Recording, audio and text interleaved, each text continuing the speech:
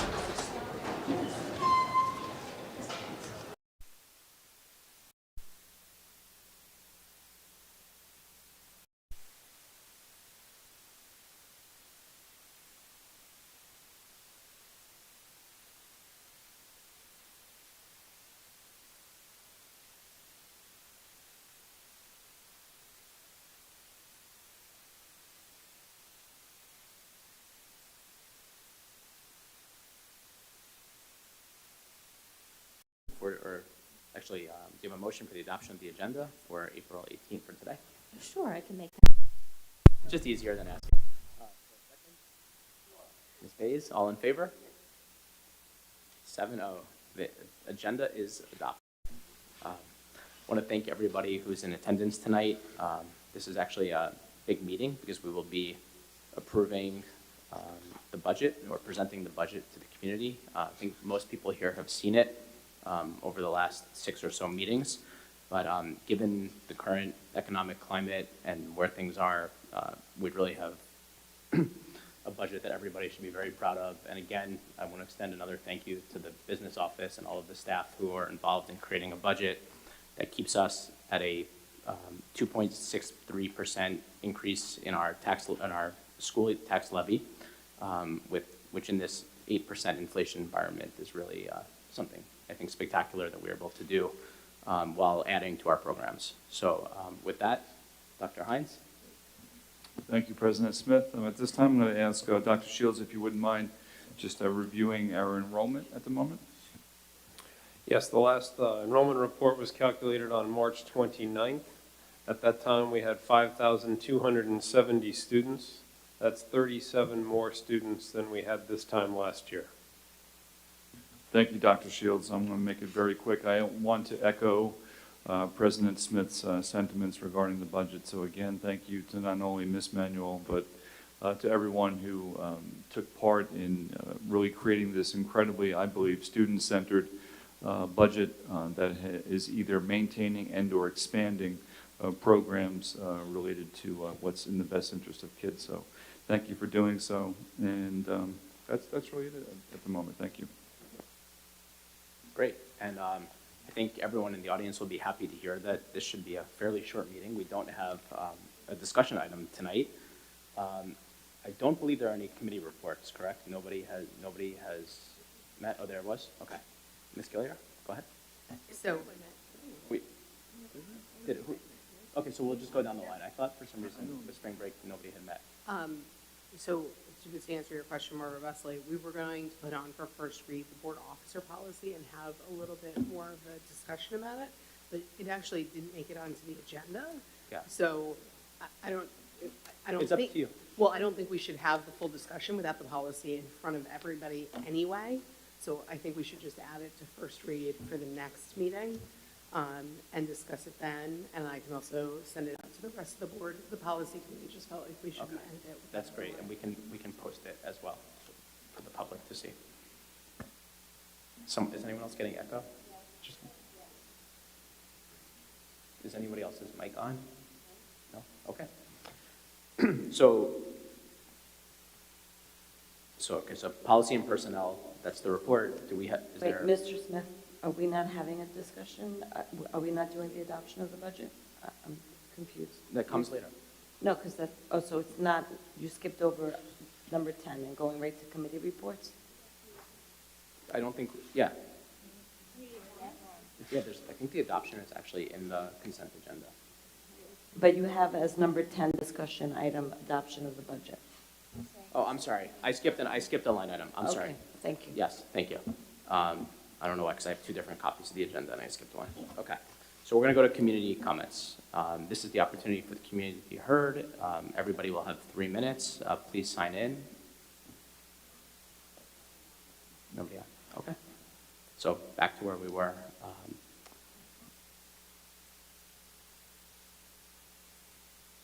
Because I think we generally talk about I think Ms. Manuel had given us some paperwork and maybe wants to just do an overall. Did you want to give a presentation on this? I didn't think so.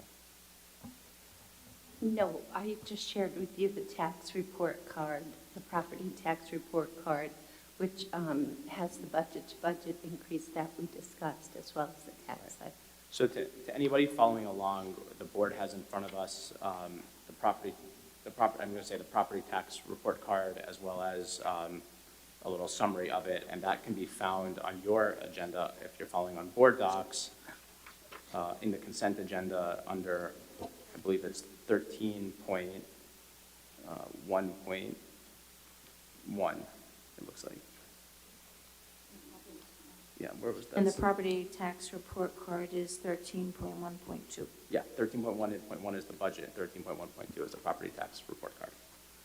We'll leave a couple of these on the desk after the meeting if anybody wants to see it. I guess this is an opportunity for any other board member to speak about the budget if anybody so chooses. So I'll open it up to the board if anybody does want to say anything about the budget, and if not, we'll move along.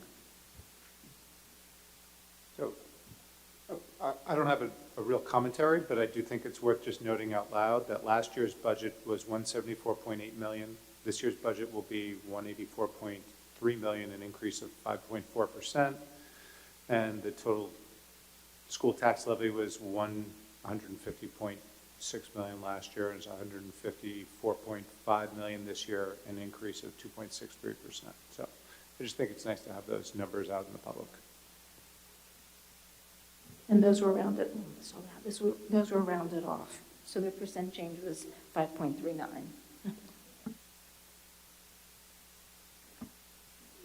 Anybody else? Okay. I'm sorry. Sorry, Rich, I saw your hand up. I'm trying to remember in the past, I thought that when we do the adoption of the budget, it's not part of a consent agenda. We vote individually on whether or not we support the budget. I mean, I could be remembering wrong. I know we've had this. We have it on the consent agenda. We certainly can pull it out and vote on I it think we individually. should. If anybody, I have no feeling about it, so if that's what the board wants to do, we certainly can. District Clerk, But do we not do you have a have to have preference? I don't think there's a legal requirement. Actually, they looked at last year's agenda before placing it on, and this is exactly the way it appeared last year. Okay, Okay? thank you. I'm trying to remember how we do it. We certainly could pull it think out it if that's was. what your preference is, but I think one time it was pulled. Yeah. I think there was a time. but not last year. Okay. Do you have a preference? I'm happy to pull it out. Okay. Okay. Fantastic. Okay, so moving on, committee reports. I know. Can't hear you. Sorry, just before we move on, it feels a little anticlimactic. I know you want me to be fast on Granby, but I think we've discussed this budget ad nauseum, and that's why everybody's being silent. But I think it's important to highlight, I support this budget. I think that's true of the entire board. The tax levy increase percent is 2.63%. And I think for that 2.63%, there's a remarkable amount of increased staffing and programming that reflects a real, I don't want to use the word improvement because I think we're running good schools here already, but I think that we're trying to expand and improve programs anywhere and everywhere we can.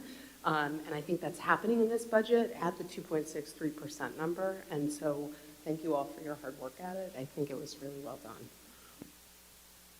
If I could just add to that, May 2nd is the budget hearing, so we will have a formal presentation. This is really just a formality so we can move forward with the rest.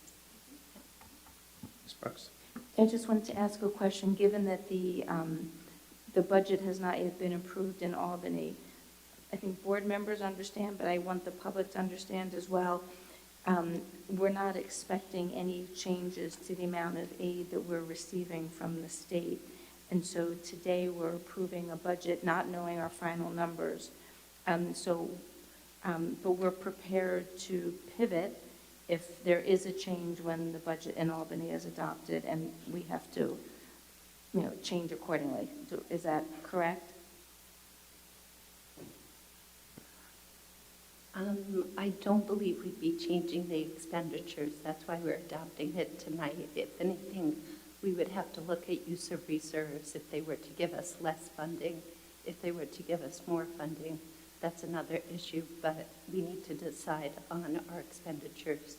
So that's why we're approving it tonight. Thank you. Okay. Well, I think that wraps it up, and Emily, you had nothing? Okay, great. I think everybody had it. Ms. Melconian? No? Good. Okay, great. Well, again, Kathy, a big thank you to you and everybody who worked on this budget, and Dr. Hines and all the other administrators as well. Rachel, do you want to give your committee report, policy and personnel? Sure.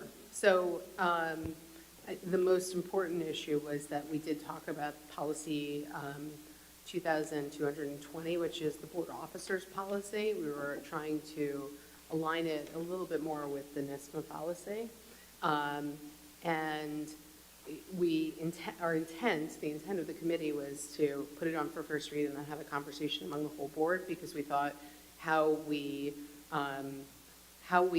put in policy that our board officer roles will play out was more than just a committee decision, and was really something that we should have input from the current board officers on, and the rest of the board, some of whom have also been board officers in the past. So I think nobody has the policy in front of them though, so I think we should put it on for first read. The next one, it'll go out in the packet. Do you want to put it for first read, or do you want to have a discussion about it? We wanted to have a discussion about it. We had like a little conversation about whether or not we should put it on for first read, but I think usually that's the method to discuss a policy, is to put it on for first read. And then we're not wedded to anything, right? At that point, we can just send it back to the committee if we want changes to be made for it, or if it's resolved in that evening discussion, we could then have it on it for second read at the next one. Sounds like a plan.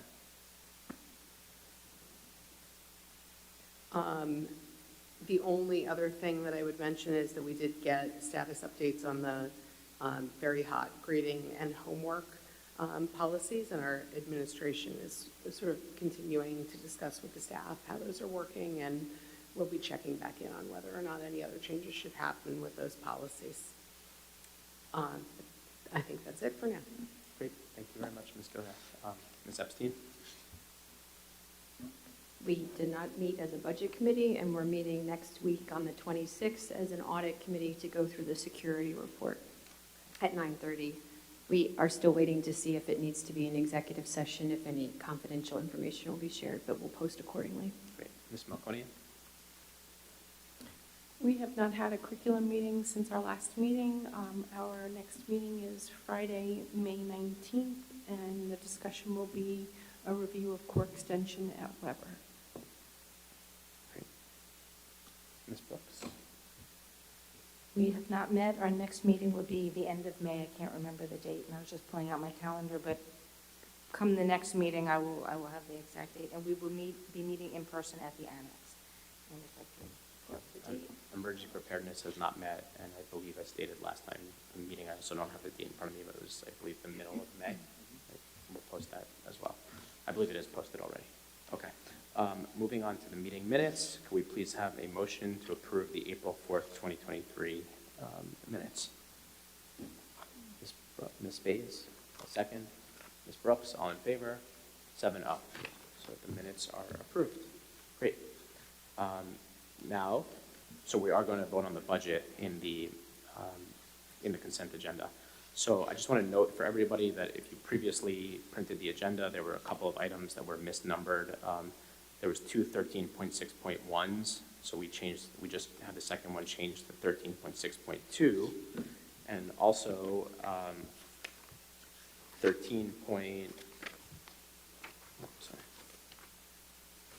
what was the other one we changed, Denise?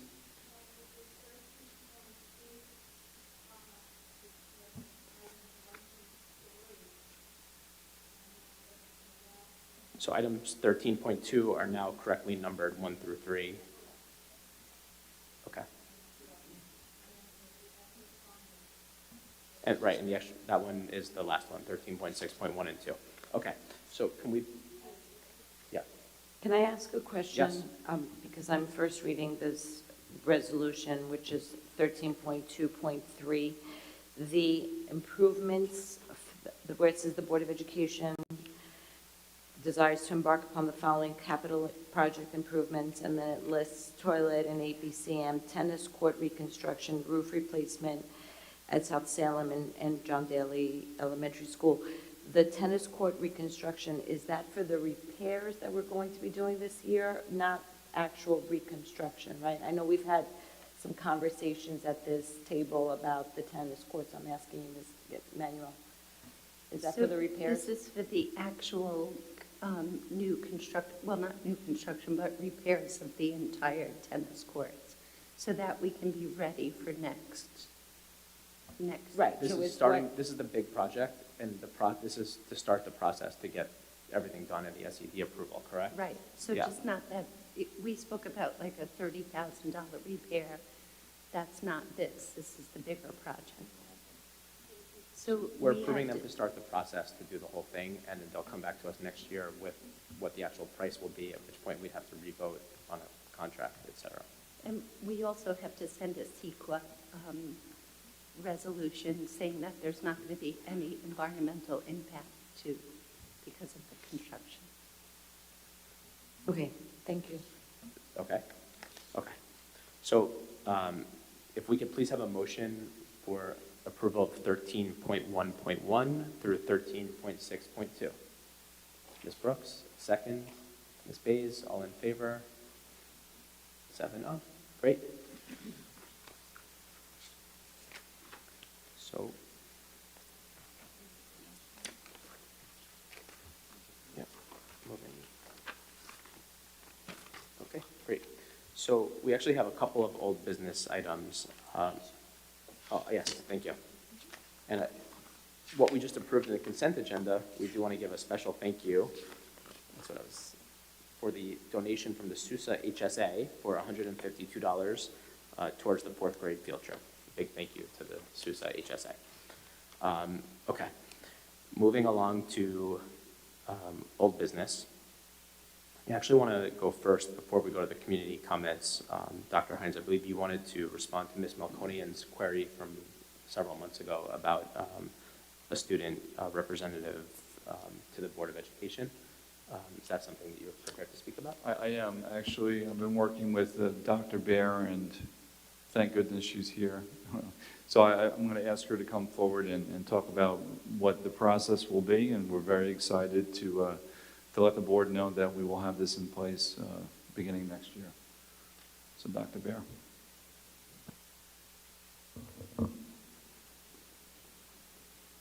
Good evening. We have a proposal for a Board of Education student representative.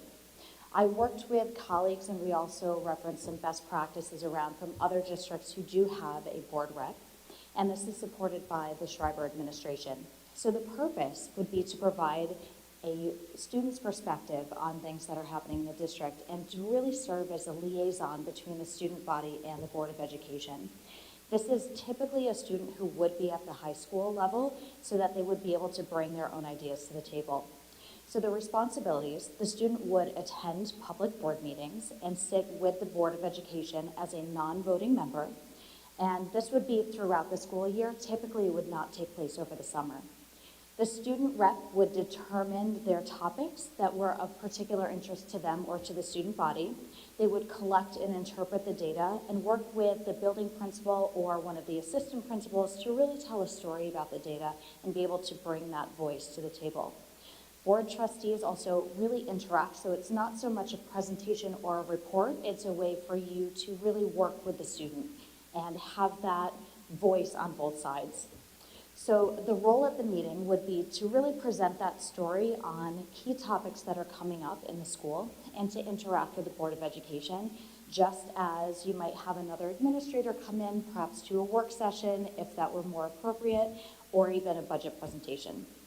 What we were thinking is that the requirements would be a senior who would be in good academic standing and behavioral standing at the time of service. And this would be passing all classes, on track to graduate, and not in any disciplinary action. And they would have attendance typically at a set number of meetings, and that could be every other month, it could be every month. We could certainly have a discussion about that. What I have in the past put on a limit was the time that they would depart. So I would set a limit on maybe 10 p.m. as the time that we would ask them to go home and get some rest before the next school day. As far as who we would select, I would recommend an election process where a student could run on a platform of adding a voice to the table, and they might have something in particular that they care about and would like to open up the conversation at that point. So it would be elected by the student body, and we would offer that student as the board rep for the next calendar year. Thank you very much. Does anybody want to ask some questions? I don't have a question, but I can't hide my smile. The fact that they're going to be, you're suggesting that they be elected, I think That's my recommendation. sounds so fantastic. So thank you. I have a question. Can you tell us a little bit about the thinking on limiting it to being a senior? Is that what other districts do, or what's the thought process behind that? Typically, you would have an upperclassman in that role. In my past district, we also had a senior, and that would serve alongside someone who's been in the school, seen some of the issues that have come up over time and not just something that's in the immediate present. And it also has given a student time to really transition into the high school. So a 9th or 10th grader might not be entirely ready to serve in that role if you're thinking about this time of year as running for an election to start the following year. So I would certainly be open to perhaps a junior and a senior. Junior year is a little tough academically when we think about the other things that are going on. Usually that's why districts would go with seniors.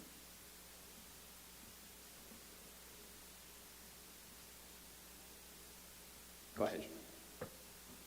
Is that me? Sorry. So my question is, thank you for putting this all together. I appreciate the thoughtfulness and succinct nature you laid it out.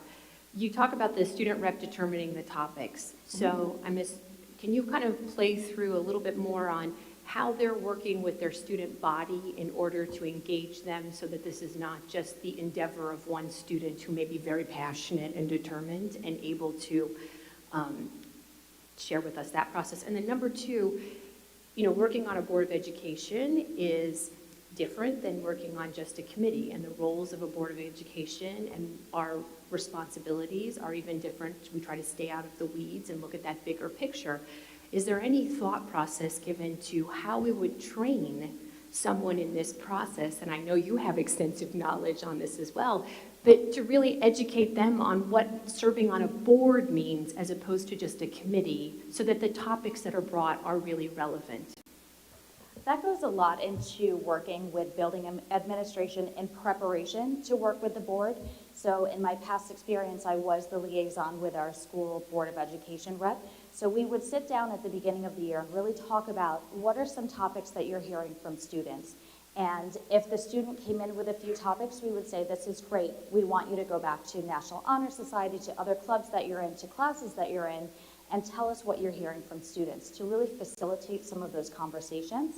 Once we settle in on some topics that are bigger issue topics for the entire school and not just for one particular student, we design a survey instrument, if that's appropriate, to figure out where people really are standing on a Likert scale. So to say something is truly impacting their life versus not at all, and now we have a set data point. And if we're looking at, well, what are some incremental changes that we can make? What are some ways that we can really deal with this process? Then we can also test it again later to see if we're changing some of the ideas of the student body in relation to that topic. So that's kind of how we get that global big picture look instead of one single element. And it would potentially be a 3 or 4 issues that we would look at over the course of the year, not just one. And can you repeat your second question? Training. Oh, training, that's also a great question. So there have been times when a student rep may be invited into a work session, not exec session, into a work session to kind of observe and see how some of the interactions would be among the adults to see where it would be appropriate to step in. Certainly, once a board rep, student rep would be elected, observing some of the meetings before the end of the year going into the next year, and then I'll go back to working closely with building administration to say this would be an appropriate place to speak your voice. We could even talk about sometimes when you may turn to the board rep and have some questions where it would be appropriate for them to jump in. Again, this would be a non-voting member, obviously, so we wouldn't have just an open forum discussion with the student, but setting them up for success so that they can really be a part where it's appropriate is something that we could absolutely do.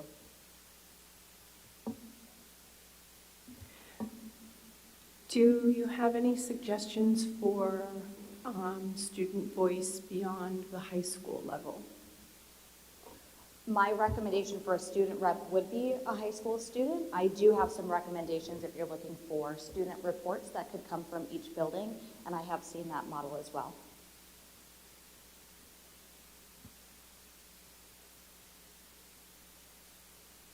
Thank you, Dr. Bear. So my question is, and I've been really drawn on this, is between one student, which is what the recommendation is, who would have like,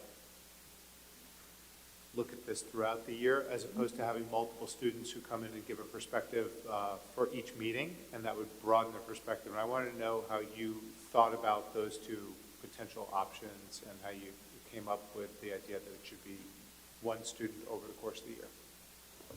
I think that there are really great positives to both of those. If you are looking to really develop that relationship with the student and hear how that information that they're gathering changes over time, and really having that rep who's the voice in the school, having one person would lend itself to that better. I think if we do have multiple reps, whether you're talking about one a month or every couple of months, you would probably get more of presentations and less of the interaction. So I think it goes back to the role that you're looking to fill. Thank you. Okay, so I think everyone in the majority wants to move ahead with something like this, and that's what we had originally discussed. Well, I have a question about the Yeah. process, because I think Ms. Melkonian asked the board originally as part of new business if we wanted to have a student rep.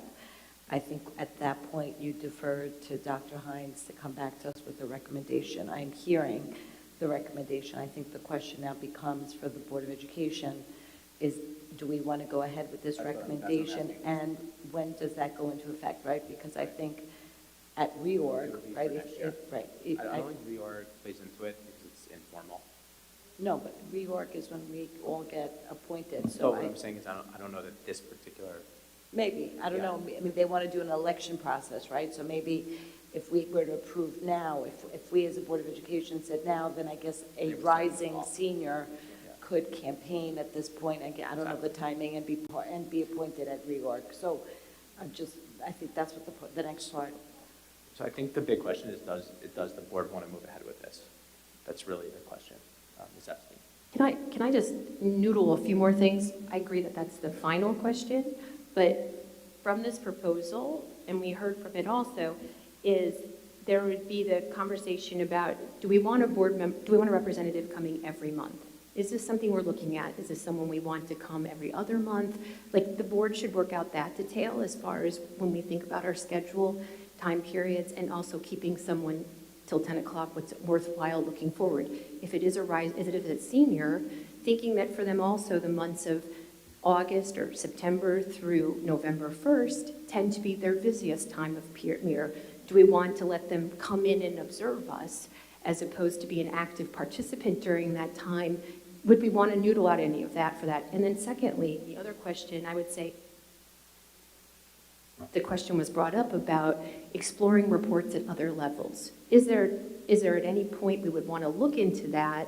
Maybe that's something we want to put on the agenda for future not future discussion, but try something and then look into it. But I think that those questions warrant some discussion by the board. Dr. Hines, I know you want to say something, but I think for me, what we should first decide is if it's something that we want to have at all. We got a proposal that's fairly thorough, and I think we can, all of your points, by the way, are very good points, and I agree with them.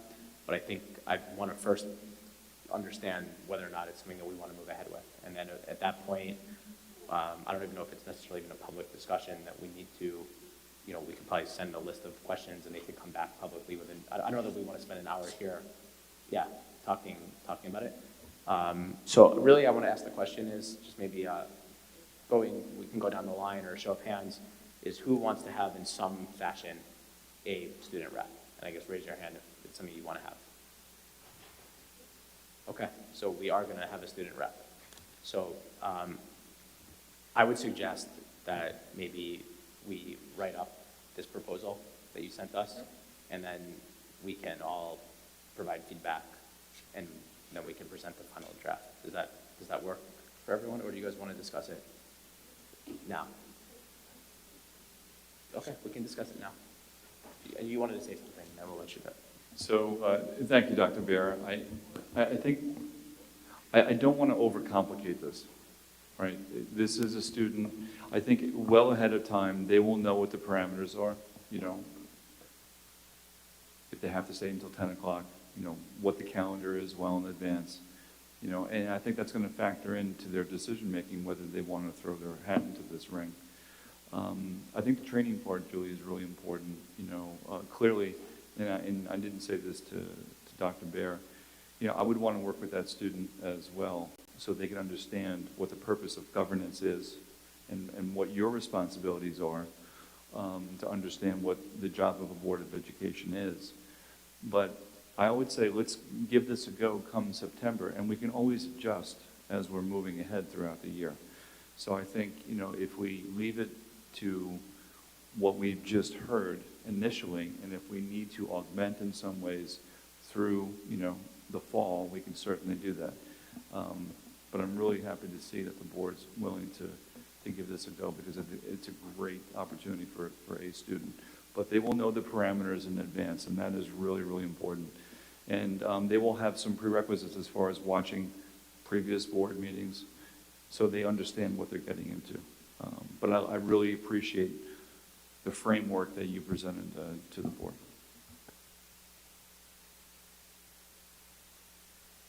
So I would hope that the process would, the position would be very organic, and that we would maximize the student's time, so that if there were, I wouldn't want the student to feel that they have to come to every single meeting just to sit here and be a potted plant if there was nothing for the student to report to the board about.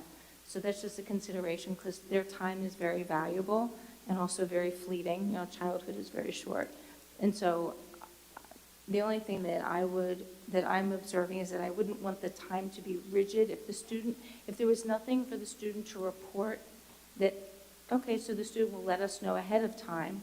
Where did Dr. Bear? So the student would let the board know ahead of time, so that they're not just sitting here saying, kind of twiddling their thumbs and just not doing anything just because it's their one time to be at the board meeting. That's just my only request. That, you know, they're busy, and we want them to have other activities as well and be able to do their homework and get sleep and all that good stuff. Okay, Ms. Pace? So, yeah, I actually agree. I support Dr. Bear's recommendation, and I trust that she and Dr. Hines will find the proper medium to selecting the student.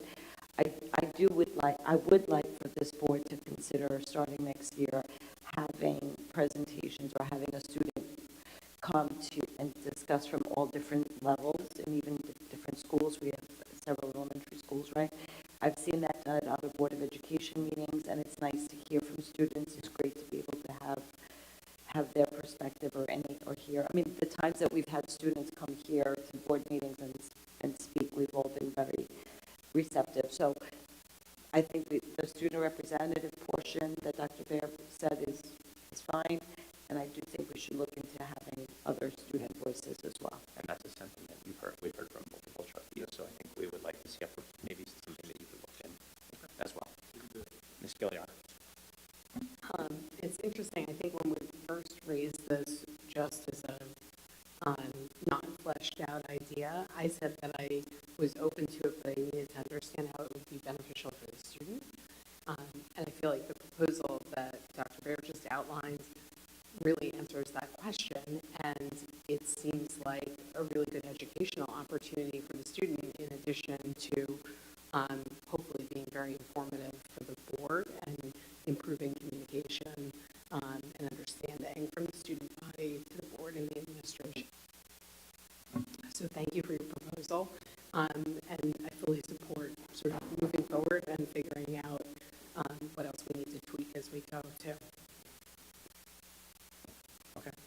Everyone's good? Okay. Dr. Bear, thank you very much for being so thorough and responsive on that, and we look forward to working with whoever the student is next year. Okay. Continuing with old business, we have 3 community comments to respond to. The first one is, will the board advocate to support universal school meals? And the answer to that was, I believe, answered was answered towards the end of that meeting. We are not going to be sending a letter signed by the Board of Education, but individual trustees and community members are encouraged to individually send communication, although it might be late at this point in the game. Number 2 is, will we support ending the necessity of students at all grade levels having to carry devices to and from school? Dr. Hines also answered that question at the prior Board of Education meeting. At this time, starting next year, pre-K and kindergarten students will not be required to bring their devices to and from home and school. However, the administration has committed to continue looking at the policy for other grade levels throughout the district. And lastly, is there a way to ask for a new vote regarding sending a letter to our elected officials in support of universal school meals? And the answer is yes, there is a way. A trustee could ask for, we can bring that up as a new item. However, we did not do that, and it looks like we are not going to be doing that. So that is the old business. We will now open up to new business. Do any trustees have new business items to bring up? No? And lastly, hold on.